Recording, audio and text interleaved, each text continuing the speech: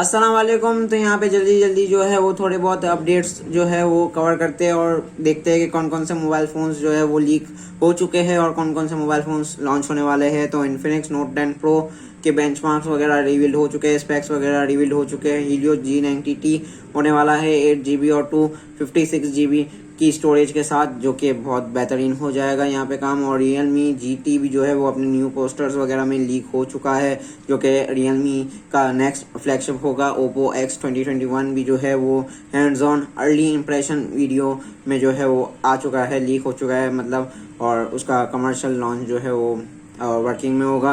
Huawei Mate X2 भी जो है वो आने वाला है, ऑफिशियल जा चुका है 10x पेरिस्कोपिक कैमरा और किरण 9000 के साथ। Redmi Note 10 Pro आने वाला है, उसके जो है वो फोटोज वगैरह लीक हो चुके हैं। और Galaxy M62 आने वाला है, जो कि रियलिटी में F62 ही है, जिसमें 7000 mAh की बैटरी है। Thank you.